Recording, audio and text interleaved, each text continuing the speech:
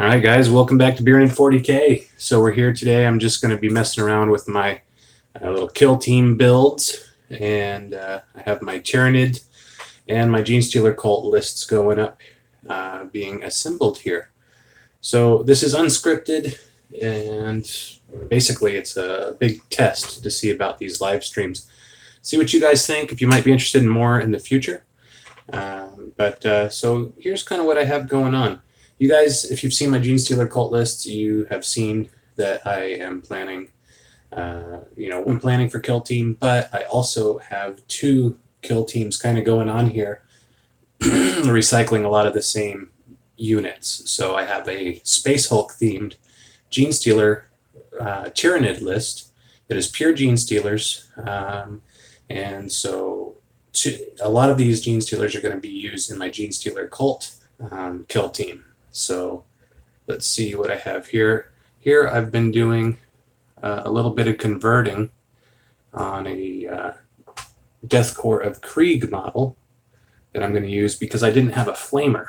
So this little gentleman is going to be the Genestealer dad, basically the 4th generation, and he's going to have his little flamers, or flamer right there. And I also have my one other neophyte that's going to be there, and 2 of the acolyte hybrids. So what I'm trying to do here is make it look like there's a sort of lineage here, because as you know, when I was rolling this up, I got to where I have a 4th generation neophyte here, and he had the same last name as my 2 main Genestealers, my leader and my combat specialist.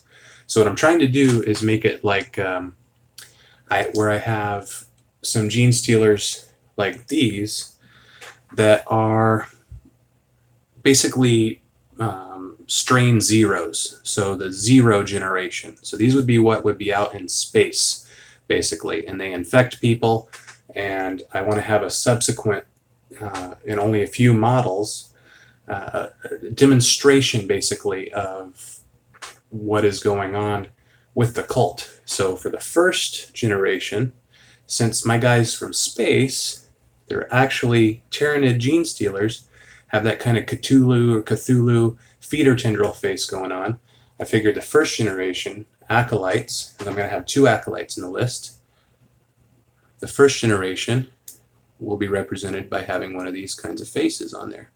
So it goes actually pretty good if you look at it next to one of these. So that's going to be one of my acolytes with a heavy rock cutter. So that's generation 1.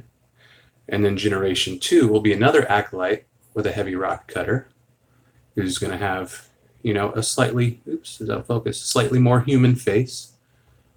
Getting there.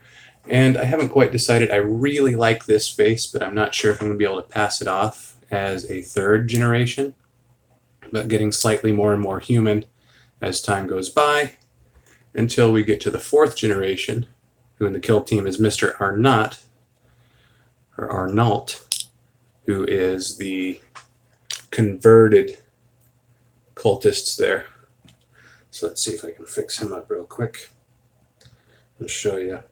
So I always liked these respirator masks on the neophytes. Oh, that's going to be not going to work. I'm just going to have to hold the head. And basically, these respirator masks, I always thought they looked... Oops, let's see if we can focus here. So don't they look kind of like what you'd see on Mortal Kombat or something? Like the old scorpion or reptile. So I always loved that face. So anyways, I'm going to use that on here for him. And so he's going to represent the 4th generation hybrids. And then I have my other 2 Genestealers. The head's not going to stay on there. Other 2 Genestealers now look more human. They don't have the feeder tendrils. So this is Jacobiah. If you remember, he's the 1st Genestealer that I made up for my list, and he's the one that's really disgusting. So he's got the acid maw. It's modeled on there. He's got the scything talons, and he's going to have the rending claws as well. And then he's got his brother, who is modeled here on a Deathwatch Overkill Genestealer. So since these 2 in the fluff of the kill team are descended from a human, I wanted to kind of reflect that by having them be a little different, because these two are specialists in the kill team, but they're also the only ones that don't have the feeder tendrils, the little Cthulhu faces. So if you look over here, I have 10, 11, 12, 9 Genestealers altogether, because again, like I was saying, this is going to be actually 2 lists. I'm going to have one list that is a Space Hulk theme list that is pure Genestealers. So there are 8, I believe, in that list, and that it's exactly 100 points. I only have the one specialist. I have the leader, and then I have the combat specialist. So again, in both lists, the leader and combat specialists are going to be represented by the same models. And then maybe you guys will chime in. I have the best subscribers here that basically you guys give me some really good tips in the description. So you can tell me what you think if you look at the Genestealer cult, or not Genestealer cult, the Tyranid rules, and you can tell me kind of what you think are some good specialist demeanors to have. I'd really be interested in what you think for the Genestealers, for the Tyranid Codex, what you think would be a good choice other than combat specialist, because we can only take scout, combat specialist, and veteran. That's the only ones that the Genestealers can take so far, until we get like a supplement or something like that. So not a lot of options there. I mean, I guess I could just take one of each, but I don't know if it's beneficial enough to warrant the modeling that I think is necessary to represent the differences that somebody would be seeing when they're playing me on the tabletop. So when they're playing against my army, I want them to be able to look and see, oh, okay, so he's got these Genestealers, but these ones are the non-specialist Genestealers. And then the other ones, these 2 that are different, are specialists. So they're a little different, and they're modeled that way, and it's very clearly and easily understood and represented on the tabletop. So those are the two kill teams that I'm going to be having going on, like I said. So we have the pure Genestealer, Space Hulk themed Tyranid list with 8 or 9 Genestealers. And then we have the cult, which is going to include these guys here. Ted doesn't want to stay here. I ended up having to do some repairs on here. I'm not sure how well you can see this. This was a Death Corps of Krieg Grenadier. I'm not sure I pointed that out well enough earlier. But I thought it was a cool kind of a thing. I didn't have an extra flamer, so I had to get creative here. And so I cannibalized one of these guys. There's a lot of work to very carefully chip away that Death Corps of Krieg head and get this one to fit in there. But I think it'll be kind of cool in the end. So what I'm going to be doing today, I'm going to get these guys primed. I have to get them primed so that I can start painting like tomorrow. But I haven't decided on what color scheme I'm going to be doing, especially on these Genestealers. I don't know if I should do that classic purple kind of a thing. I've seen some really neat sickly green looking type Tyranids, almost like a Nurgly kind of a green. So I'm kind of torn on that. And if you'll let me know in the comments what you think is a good idea, I'll definitely put some consideration into that. So I'm going to get priming here, but just before I do, I wanted to show you kind of what I was doing here with these differences. So if you look here, this Jacobiah Arnault, these talons on here aren't Genestealer talons. I don't know where I got them. I can't remember what kit, but these are actually a little bit larger and longer than the standard Genestealer scything talons that you would see here. So I'm not sure if you guys can see that difference, but I really think it makes him look beefy and kind of scary. And that's really what I wanted to kind of represent with him. So again, let me know your thoughts on that in the description. And so let's get priming here. So you're going to hear some airbrush noise. Let's see here. I'm going to have to locate all of my weirdness here. Get going here. So yeah, if you guys are painting or something, just kind of hanging out, maybe you can just let this kind of go in the background and you can chat a little bit. Let me see where my primer is. It would have been a good idea to do this before I started filming. Any primer will do. Where are you, primer? So also, if you guys are watching this, This is my first ever live stream, and I'm interested to know how well it's coming through. The audio, if there's lags, gaps, weird little things like that, if there's any dropping that's happening in the signal, perhaps. Something like that. So maybe let me know that as well. If you're watching in.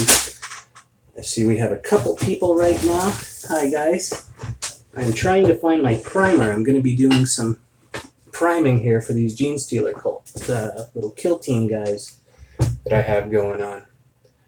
And if I can ever find any primer. This is normally not like this. I don't know what is taking so long. Rifling through paint box after paint box. So I found some gray. I was hoping to find white, but I'm going to end up using some gray, I guess, which is fine. So this is some Stynel res. I'm not sure if you guys have seen the other videos I do with painting. I use this quite a bit. If you're ever going to use this yourself, do not thin this. This works best through the airbrush as is. And if you try to thin it, what's going to happen is it's going to make flecks of pigment rather than a nice thin coat. So I am going to have some airbrush going. I hope you guys don't mind that.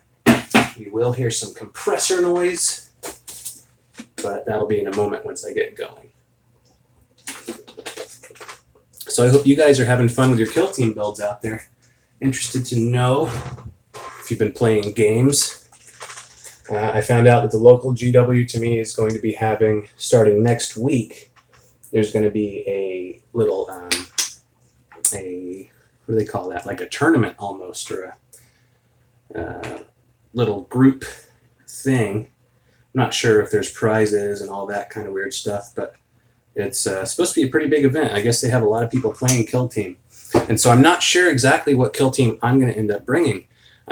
If you guys want to chime in on that, let me know too. Like I said, I have the pure Space Hulk themed Tyranid list that's all Genestealers. And then I have my actual Genestealer cult list. And I'll be sharing the details with that Tyranid Genestealer list as well. For now, I've already posted a lot of the details of the Genestealer cult kill team, so you guys can get an idea of what's going on there. I'm going to plug in the compressor, guys, so be warned, you can let me know how terrible the sound is if it starts getting too much. But that's it. So that's going to be what's going on in the background. And if that's tolerable, then we're going to make this work. But again, this is a test. I've never done a live stream before, so I'm not sure exactly how well this is going to go. But this will be a way to kind of let me see that and gauge that. And if this is something that maybe we'll be doing more in the future, something to that effect. So let's see here. This all straightened. All right, so let's get going here. So I'll pull this back. You guys can see my ghetto tripod there. There we go. So I'm just going to be priming these guys with a little bit of gray.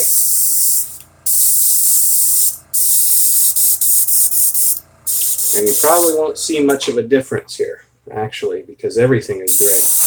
But I haven't decided what kind of a color scheme I'm going to be doing anyway. So it's probably better to be keeping it nice and calm like that. Something that's not too crazy.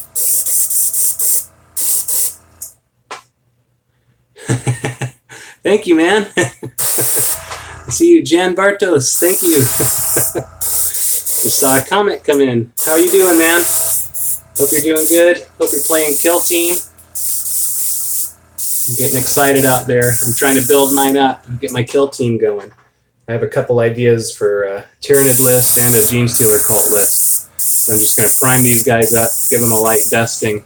Figured you guys could hang out with me as I do that. I could test out some of this live stream feature that I've heard so much about. But as these are blowing around, I'm just kind of dusting. Unfortunately, they're so light that a lot of things are just kind of blowing around here. Oh, it's telling me I have a low battery already. That's weird. So anyways, I would normally do a zenithal highlight, but since I have no idea what I'm doing, I'm just going to keep it very simple. Make sure things are in focus. And have a lot of room to work, basically. when it comes time to paint. So I'm hoping that some of you, if you sit down and you watch this, you'll let me know what you think might be a good idea for a color scheme for these Tyranids. Do you think I should go for a more classic kind of, or do you think that I should go for, like I said earlier, there's some neat, like sickly green Tyranid type color schemes that I've seen that are very interesting, very nice. Oh, right on. Paint your Death Watch, huh? Yeah, Death Watch are tough because of the whole black thing. You know, that's going to be a challenge. So Jan wrote in and he's saying that he's wondering about how to make Death Watch less plain. That's going to be an interesting one. I think that if you make the black kind of like really crisp and with a really defined kind of like reflective highlight, that would be an interesting way to kind of pull that black and draw the eye. So in fact, I might actually paint some of them up sometime. It might not be right away, but if that's something you're interested in, let me know. And I can try to get some of that in the future going. Yeah, Death Watch is an interesting thing. Anything that's all black or all white, things like that, it's going to be kind of a challenge to make it stand out a lot of times and pop on the tabletop. But you can do it. For example, like with something really white, I think the trick would be weathering. I think that the definition is you look at a flat piece of Space Marine armor and it goes from like a white faded to like a brown as it moves down into the shadows. That would be kind of a cool way to make that stand out. But with Death Watch Black, that's going to be an interesting challenge. Like I said, I think you're going to have to do reflections, maybe some OSL effects, the object source lighting, so maybe plasma guns.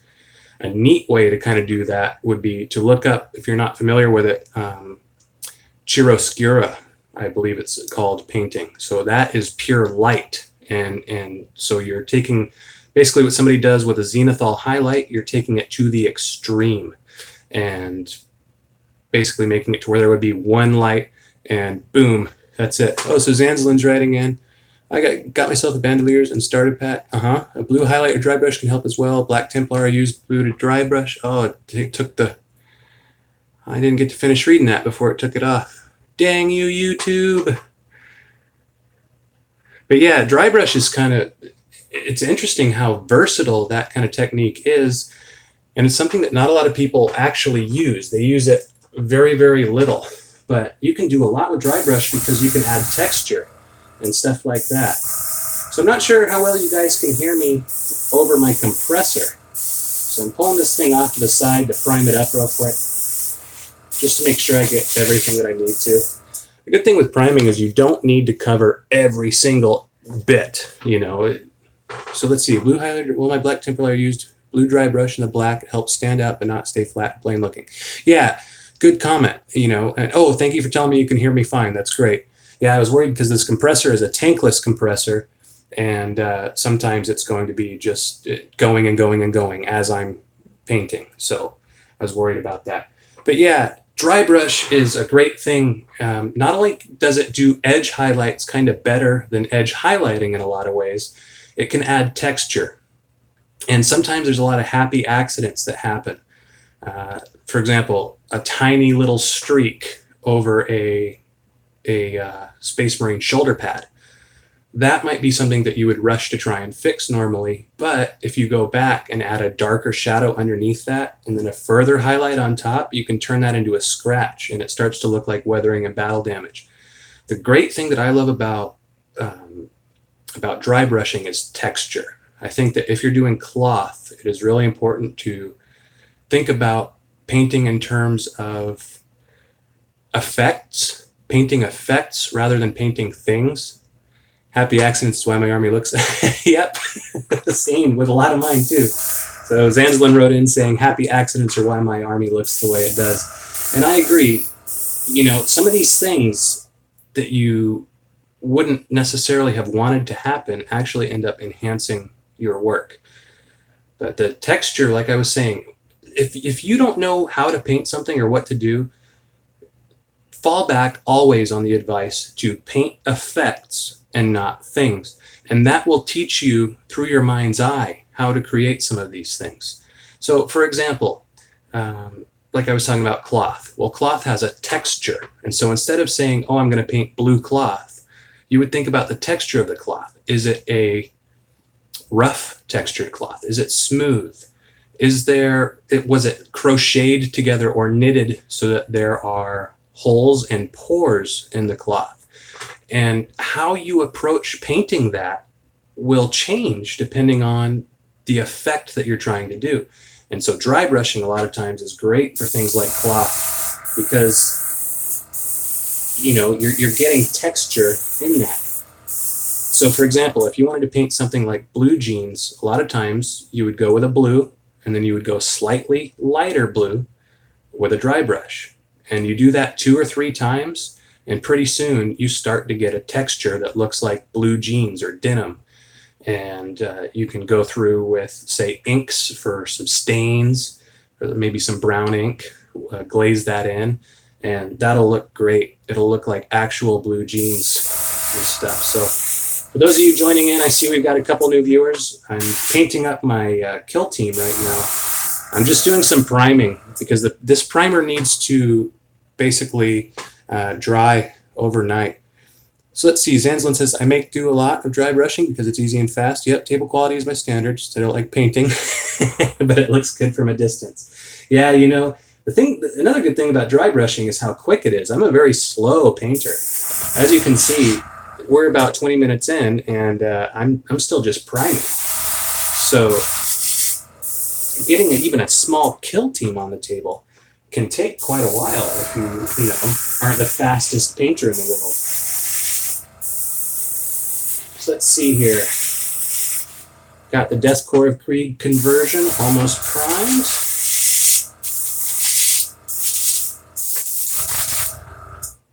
Yeah, so this guy's going to be cool when he's done. Here, let me get him on a stand so he doesn't get all messed up. So yeah, that's the thing. If you guys are using this Stynylrez primer for the first time and you've never used it before, I definitely recommend that you let it dry for a long time before you add any color to it. So hold on, I got to plug this in, guys. Don't mind me. Hold on 1 second. I'm having technical difficulties. Let's see here. There we go. Yeah, there we go. All right.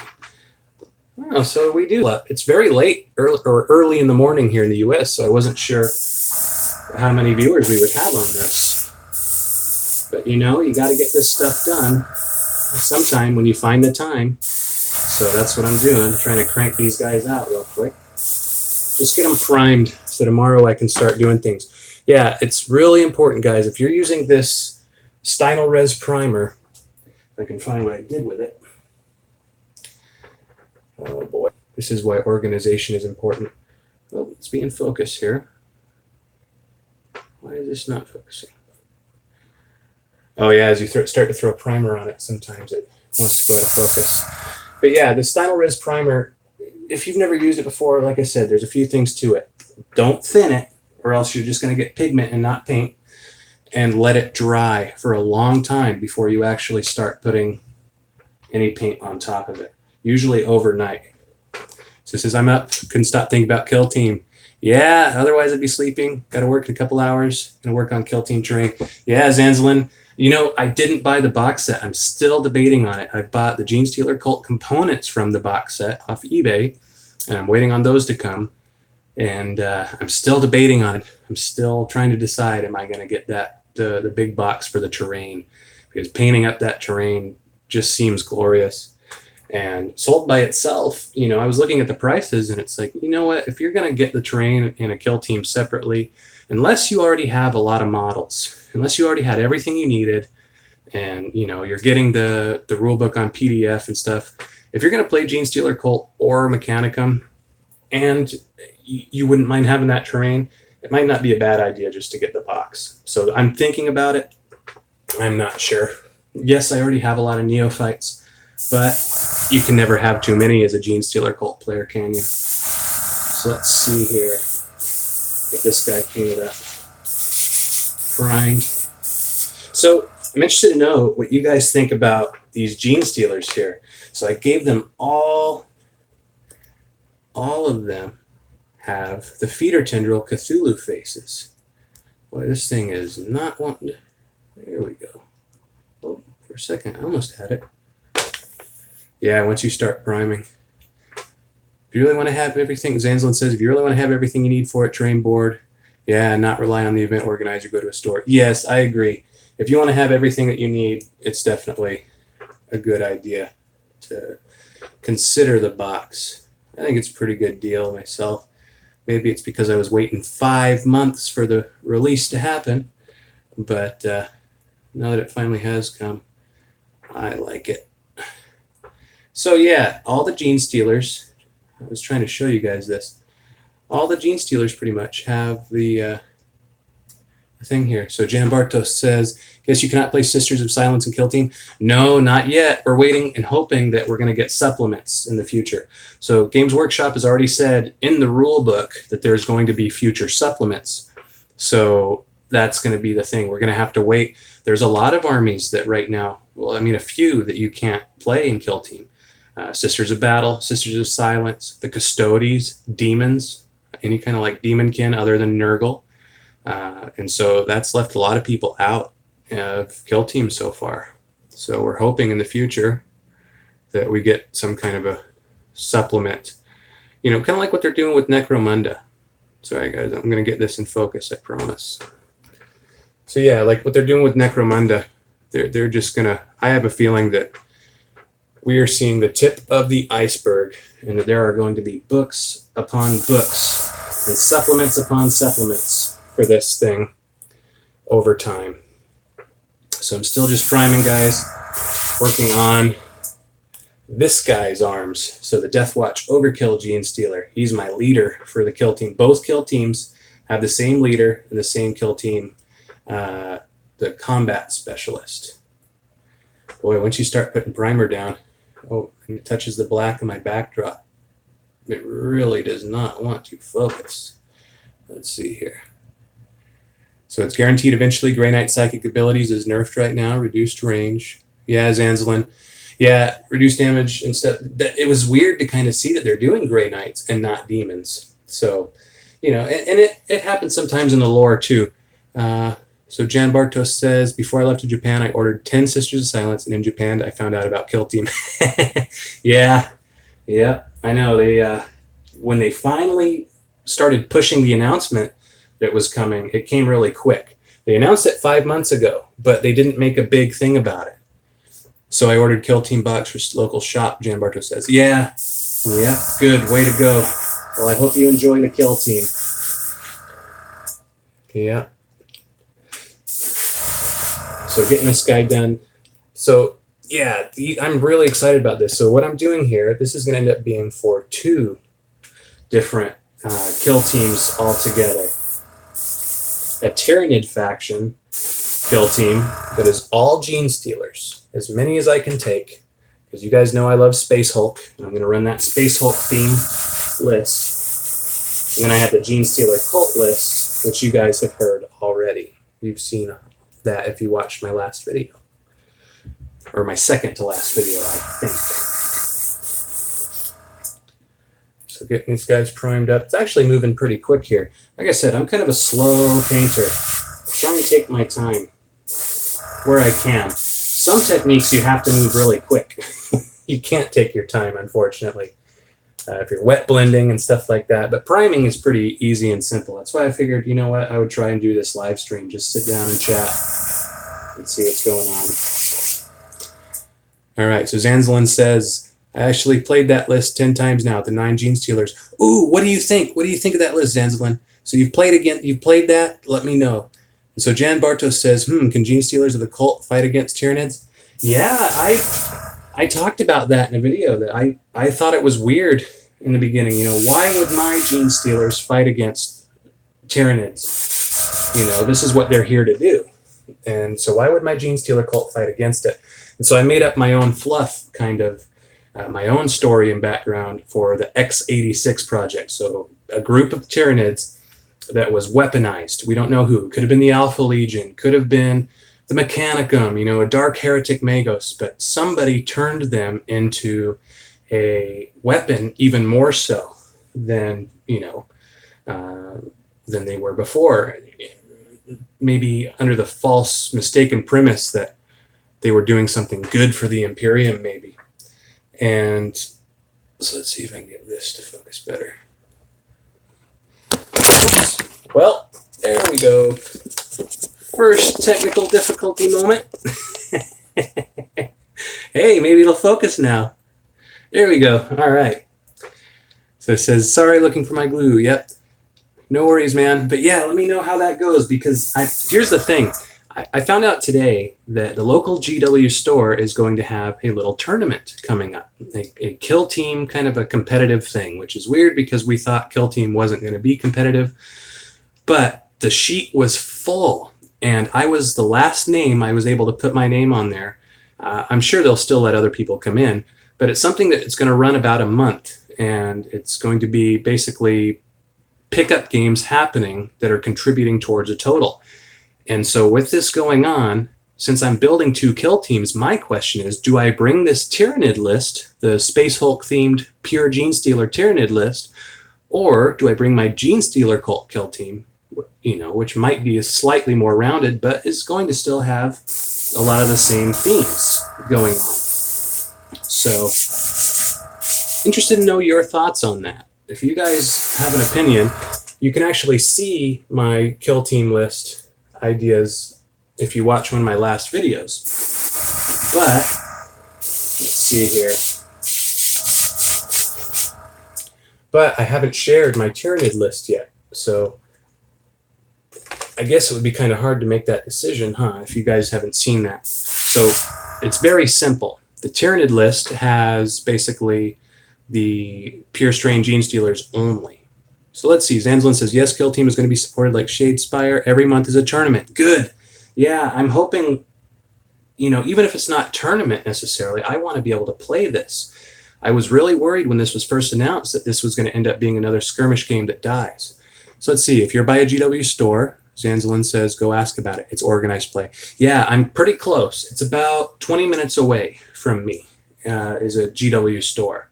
So that's where I went today, and they were saying that they are going to have it. Oh, one of your good friends is a GW manager. Yeah, good. Ask him how it's going where he's at, because for the other skirmish games, I really wanted to get into Shadow War, and nobody was playing it. And then I really wanted to get into Necromunda, and nobody is playing it in my local area. People are buying the models for conversions because they look cool, maybe to play home games.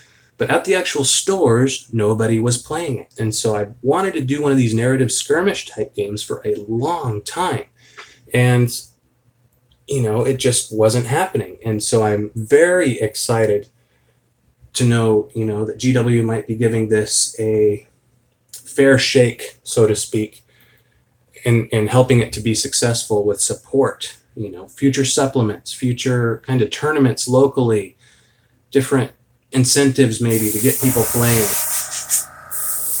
So even though this is going to be a competitive kind of a tournament that they're having there, the matched play kind of an event, I don't care if I win, really. I just am happy to be able to have this time that I'm spending building the models, you know, be more than just doing it by myself. And I'm glad that I get to share that with you guys. And that would make it better, even if there were people that weren't playing these games in my local area. I have seen skirmish games struggle here. So Kill Team, oh, Zanzlin says Kill Team is blown up here in Utah. I haven't gotten but one game of 40K in since Kill Team launch, but tons of Kill Team game. Good, all right, that's great. That is wonderful. Glad to hear it. Yeah, I mean, if you were wanting 40K games, that might be tough. We might see it die back a little bit, you know, while Kill Team is really important. So almost hooked 3 or 4 new friends. Yes, this is what I suspected. That's a good point, Zanzlin. I expected this to be kind of a gateway game. My brother, for example, I've talked about this in another video. My brother likes Dungeons and Dragons. He's curious about the 40K universe, but he's seen the boxes. He goes in to buy his little Reaper minis and things like that. And, you know, he sees the price of 40K starter sets and things like that. And so it has been very hard to talk up 40K to him, you know, and get him started in another game system. So let's see. Jan Bartos says, the thing is here in Czech Republic, pays are low, Warhammer is expensive. Yeah, me and my friends own a shop. Oh, it took away the comment. Sorry about that. But yeah, I was saying that I think that this is a great gateway game. And I think that the low barrier to entry, it's still going to be like $150 USD, I think. Even if you don't buy the core set, I think that you're looking at a couple boxes of guys and, you know, 30 to 50 USD each. And you're also looking at things like the rule book, some of the different game aids and supplements. Got to have dice. So somebody just getting into the hobby, you're still looking at $130, even if you're playing a faction outside of this starter box. So it's not free, but it is definitely cheap. Oh, so Zanslin says, 9 Genestealer list is scary for your enemy, especially if they know how good Genestealers are in 40K. So it's very psychological. Ooh, good.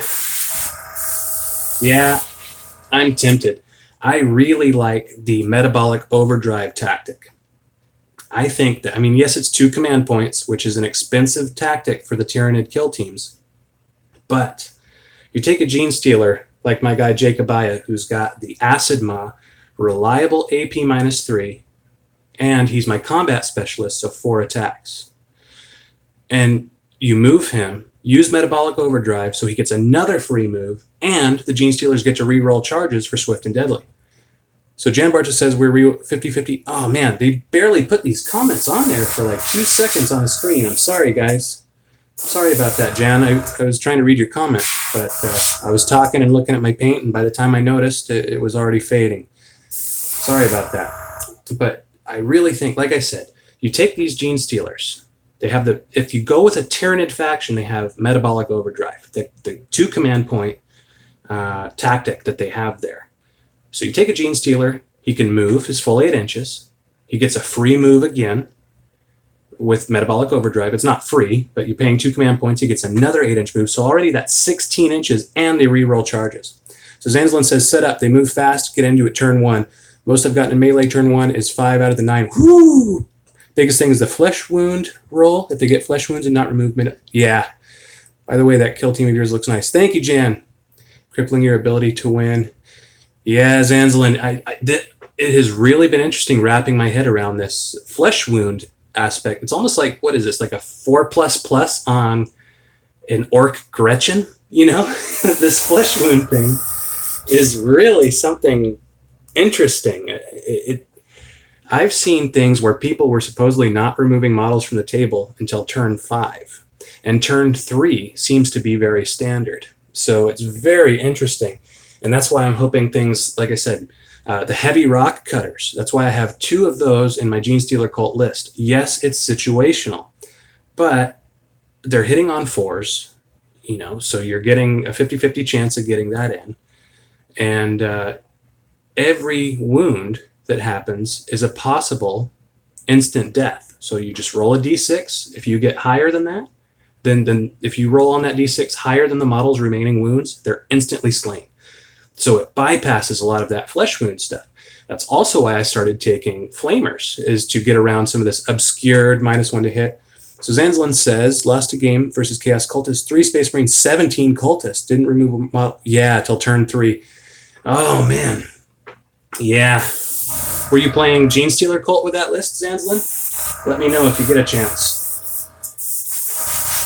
Yeah, oh man. So turn 3, 17 cultists. That is a heck of a list. 17 cultists and 3 Space Marines. I wonder how naked the Space Marines. Oh, playing the 9 Genestealers. So you had 7 flesh wounds across 7 models. Whew. Yeah. I wonder about that. So for this local event that's coming up, I wonder if I shouldn't just do my Genestealer cult list that has the heavy rock cutters and the flamers. Heavy rock cutters are getting around those flesh wounds, the 4++ on a grot that seems to be keeping models on the table forever. On a conscript, they're suddenly able to go toe to toe with a space marine. Oh, it's just a flesh wound, your power sword. So I'm wondering, should I take this Genestealer list with the 9 Genestealers and the Tyranid faction, or my Genestealer cult kill team list that has the 2 flamers for D6 auto hits? So it doesn't matter if you're obscured. Doesn't matter if you're over half the distance, because all of these things are adding penalties with other weapons. It's important to kind of keep that in mind. And there's also the acolytes with the heavy rock cutters. So with that, you're bypassing all this flesh wound stuff, I think, because you're putting those wounds on there, and it's just going to be great. So Zanzalin says it's fast and easy with the Genestealers, but if you can't remove models or you scare enough players in a multiplayer game, you get dropped fast. That's always been the problem with Genestealers. It's a great point, Zanzalin. They're glass cannons. This guy right here in the list, he has 4 attacks.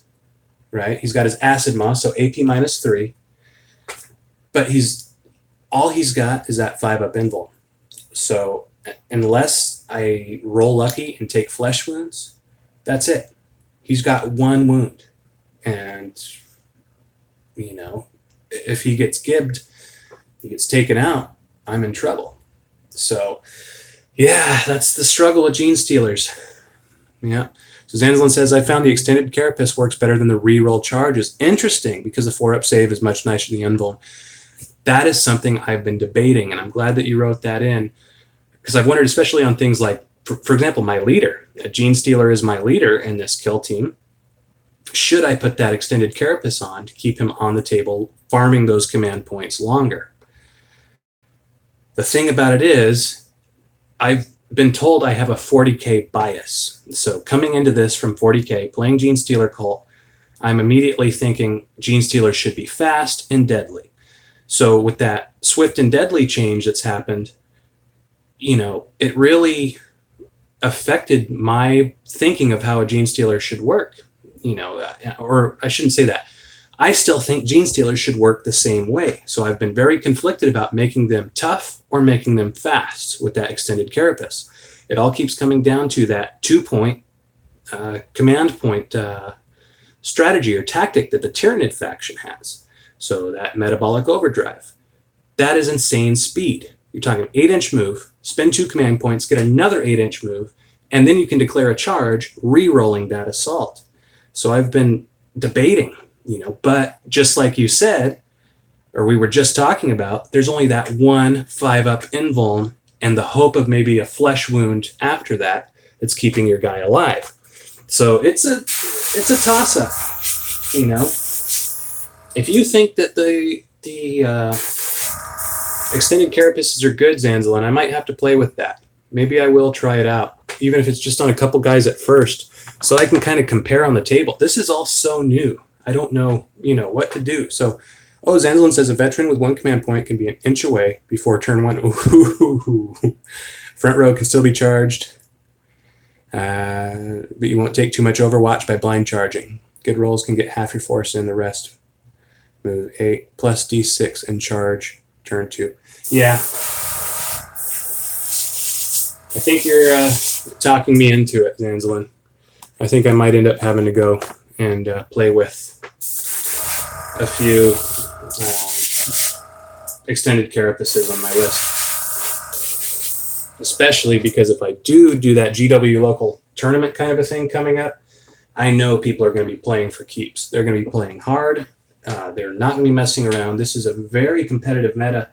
I know the game is new, but playing 40k up here is tough. These guys are all into tournaments, and all these Los Angeles people are very they want to win, they want awards, they want to be best, and being a narrative player coming into 40k, it was really tough kind of breaking into that. So Zanzlin says it's a different game for sure. Survivability is key, and positioning when you're doing a melee army will make or break your chances of victory. Yeah, I've been wondering about that. You know, it's all about getting time on that table. I need time on the table, and so I'm just hoping I can get these guys done. If not tomorrow, the day after, and have 2 kill teams going. And then I can report back, because what I've really hoped for this channel for a long time is to talk Genestealer cult tactics in the comments and to create kind of a community tactica. There was a real need for that. About 5 months ago when I started this channel, I saw there was nobody talking about tactics for Genestealer cult in 8th edition. And so that's kind of what this started as. And I've gotten great feedback and discussion that affected my gameplay. And, you know, we kind of shared that in the comments with the viewers of those videos back and forth, where both of our armies kind of got better. And so with Kill Team being a whole new, brand new world, I'm really hoping we can do kind of the same thing with the Genestealer cults for that. So if you're watching this and you're playing, you know, 40k kill teams, you're using Genestealer cults, or you're playing, you know, Tyranids using a lot of Genestealers, I'd love to know your thoughts in the comments. You know, as time goes on, any of the videos, I'm always checking my comments and stuff, even on old past videos.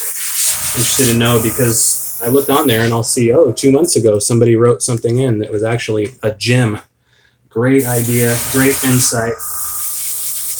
So those of you just joining, if you're hearing that noise in the background, I'm priming. I'm trying to get my kill teams going here. So I have to let this primer sit for 24 hours after I prime. Or not 24, but it needs to sit a long time, the Steinel Res primer, or else it wants to flake off when you're painting. So I'm trying to get this done, and I figured I'd just be doing a hobby chat with you guys while I'm doing that.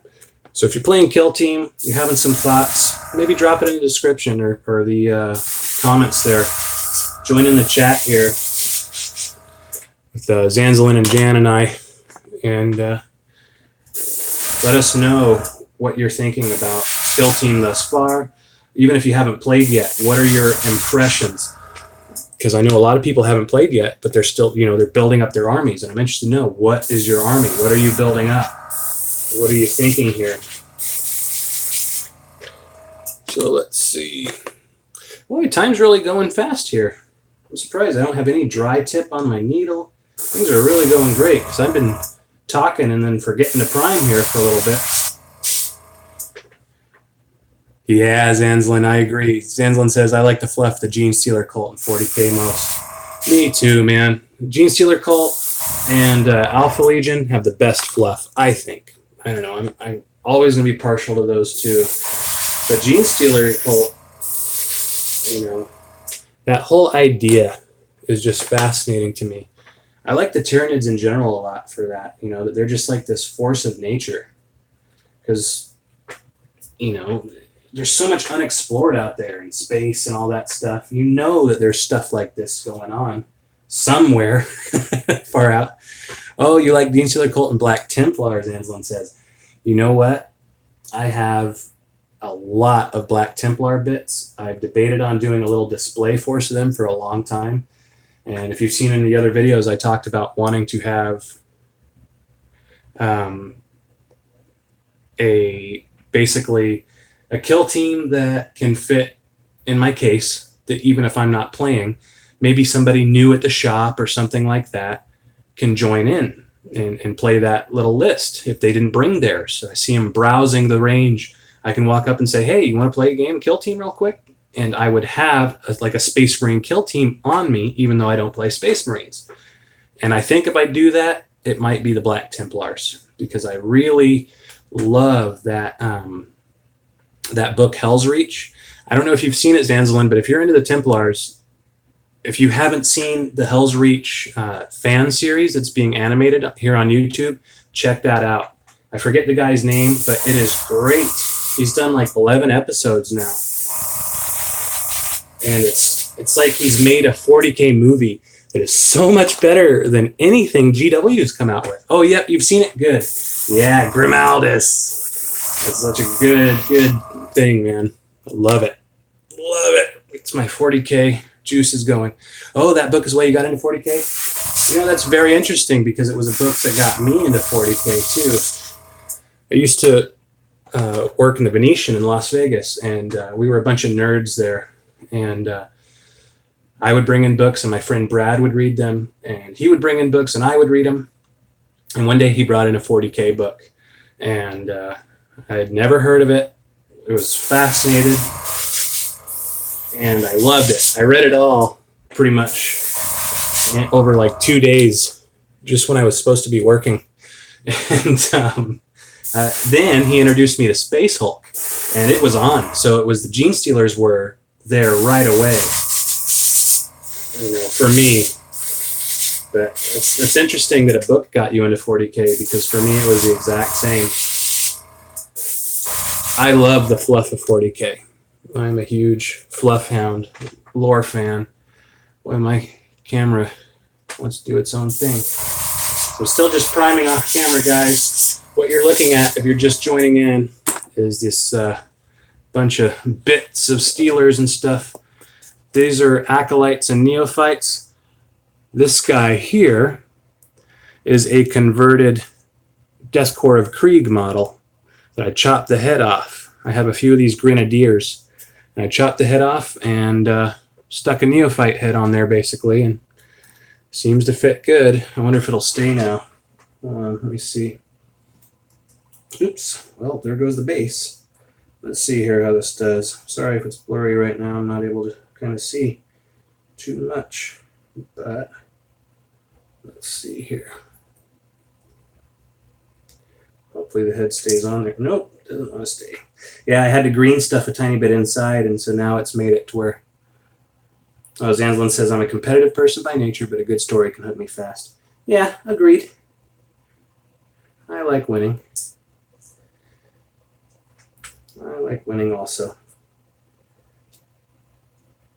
I like winning when it's a close game, you know?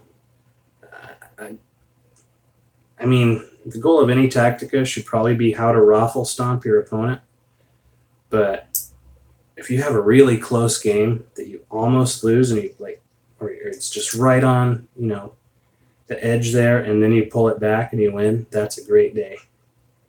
That's a fun experience. So let's hope the head stays on here. If not, nope, there we go. Well, I'm not going to fight it too much. I got to get going on this. Let's see here. So let's see. Get this one from. Oh no, I found a mold line I missed. Oh well, I'll have to do that later off camera. I guess I'm doing all this off camera. Yeah, there's another another one of my creepy little Genestealers. Yeah, Zanslin, Zanslin says that's the ones you remember the most, the ones you should have lost. Yeah, man, I've had some fun games. I played Orcs in 6th and 7th mostly. I was playing mostly Orcs, and I had some games that I was scraping by. You know, Orcs were not necessarily seen as a competitive army. And man, some of these things were tough, but I was able to do it. You know, I made a shooting Orc list, and that actually did really well. The problem was the randomness. You know, that I think Orcs would have been more competitive if they were less random in 6th and 7th. But, you know, hey, that's orkiness. That's part of the fun, I guess. So there's got to be that balance of fluff, you know, represented on the tabletop. So again, sorry guys, if the camera wants to go out of focus every now and again, I apologize. I'll try and keep checking back so that I can tap it back into focus. Well, this is getting pretty long now, isn't it? We've been talking almost for an hour. So if you guys need to split, you just go for it. I'll probably wrap it up before too long anyway. Still just priming. Still got a few more. There's so many arms on Genestealers, you know. That's the thing. These guys were actually really quick to put together because I had that 112 that I was building up. You know, so I had all these bits already scraped and cleaned and all that stuff. So I was just like, oh, okay. And that's why I grabbed, I've always liked these feeder tendril heads. you know, and I wanted to represent the stages, like I was saying in the beginning of this video. I wanted there to be stages in the infestation, basically. So these guys are like patient 0, alien 0. These are pure from a hive fleet somewhere. And then they came and they infected somebody. Yeah. Oh, you hate those heads? Yeah, I guess they're not for everybody. I know, especially every single one of them, huh? Yeah. They remind me of that one, oh, I can't remember the name right now. Not Neuranthrope. The one from Forge World. I love it. The feeder tendril, Cthulhu kind of a look. They look like Zoidberg from Futurama, you know. If you've seen Futurama, you'll know what I'm talking about. But I like them. And so those guys are patient 0. Yeah, Malanthrope. There you go. Thank you. I was trying to, had it on the, so D for the stench. Yeah, classic model. Yeah, man. I'm a fan. I like it. But so these are the patient 0 basically. And what I wanted to do is, since I rolled up that there's a 4th generation hybrid who has the same last name as 2 Genestealers, it only made sense in the fluff that those were his sons or daughters or whatever. You know, those were his babies. And so with those 2, that's why these are the only 2 that don't have the feeder tendril heads. So where's the other one? Oh yeah. So they're going to stand out. They're both also my specialists. So that ended up being kind of cool. And they're the ones that are different. So Zanzlin says, I got my pure strain secondhand. My buddy put those heads on. Some of them, I just want to take their heads off so I don't have to look at them. They don't fit the GSC at all, in my opinion. Tyranids, yeah, but not the cult. Yeah, I can see that. You know, there's only one head that really, really fits that, and it's this one here. And, you know, I have to include it in this to show my 1st generation cultist there.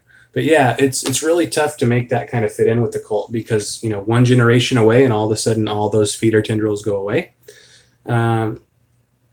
You know, if you're a fluff guy and you're trying to make your models fit, you know, kind of what's going on in reality in some weird sense. I know that might sound nerdy, but it's something that I'm obsessed with a lot of times. It can be a bit of a bug for you. I get that. I get that. Let's see here. So yeah, I had to represent that for my guys. I still had to have at least one of the acolytes having the feeder tendrils. Sorry guys, I'm dusting right above the camera, doing a little halo on a bunch of parts off the side. So you might have heard some noise there. Apologies for that.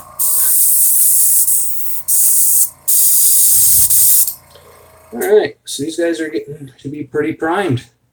Unfortunately, they look very similar to when I started, don't they? Those of you that have been watching the whole time be like, they look the same, man. But yeah, once this has, you know, kind of congealed on there, I can finally start painting. And then I can get my kill team going. So excited for that. So yes, I wanted to show you guys this really quick. I don't know if you'll be able to see this, but if you look at his foot, let me try and get this in focus. All I did was barely touch it, and you can see that resin showing through again. That's why I'm saying it is so important. If you're using the Steinel res, it's a great primer, but you have to let it dry. Because if you go over it with a brush or something, you're going to see some of that crap showing through.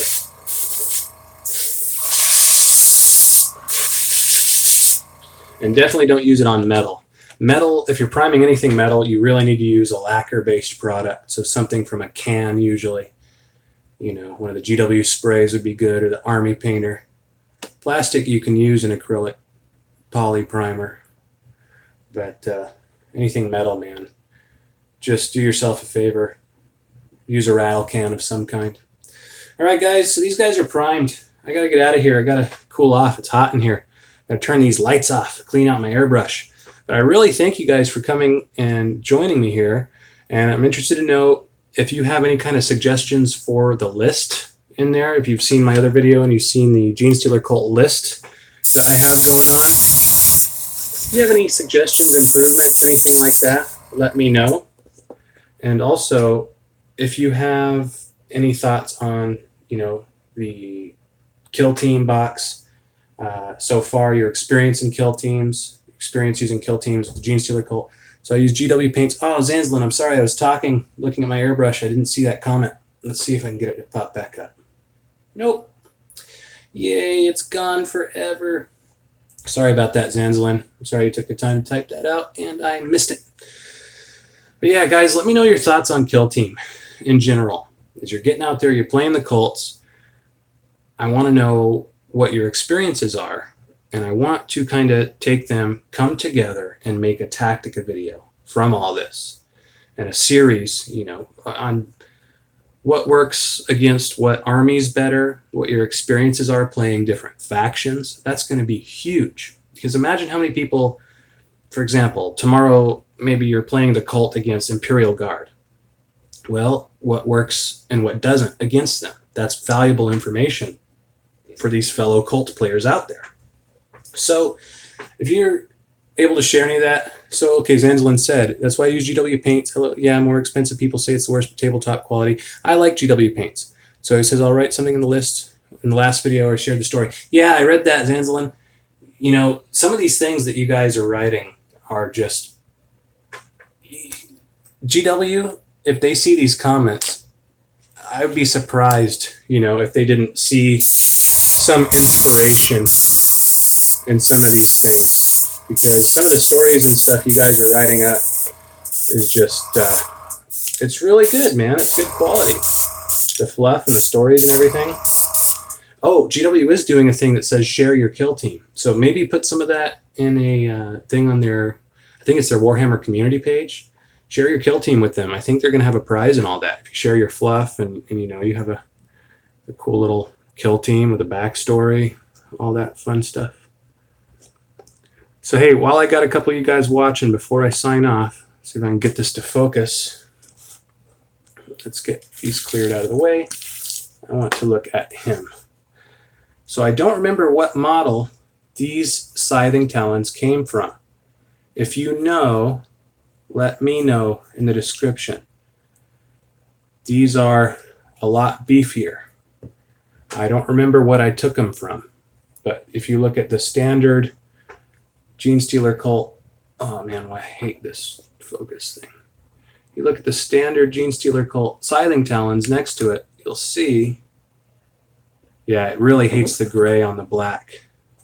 Sorry guys about that focus, but there's a huge size difference here. So let's just get that out of there. If you know what model that was, let me know in the comments and stuff, because I don't remember where I took those from. But all right, guys, so these are all primed up. Looks like now I can finally start getting painted once this is sat long enough to not just rub off as soon as I touch a paintbrush to it. So thank you guys very much for coming in, watching this. This has been my first ever real live stream. It's something that I've wondered about doing for a long time. And I've wondered if it's something that's enjoyable for people, or if it's just, too much. I know some people, I've been told by some people that they wanted stuff longer to watch while they're painting. So maybe this can be that for you. I'm not sure. But let me know if this is something I should do more often or not. So, okay. Before the Stench says they could be Ravener, hard to tell. Yeah, I don't remember what I got these from, man. They've been kicking around. They're an older kit. I know that because they've been kicking around for a long time. So, whatever they are, I have no idea, but I thought they looked kind of cool on here, especially to differentiate, because I will have a few with the claws. So, yeah, Suzanne says, I'm building Kill Team Drain, makes a time pass. It's not such a drudge. Thanks, man. Well, I'm glad that, this was able to do that for you. So maybe I will do this more in the future then.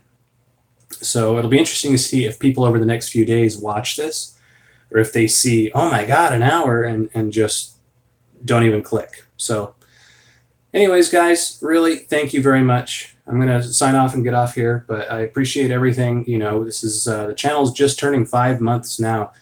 And about a month ago, I really started taking this channel seriously, and the results have been amazing.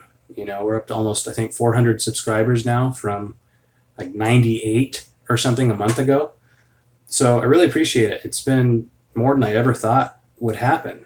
You know, when I first started this channel, I saw there was 300 minutes or 300 hours of YouTube videos uploaded every minute, and that most videos, and so, you know, you don't get more than 25 views or 25 subscribers, something like that.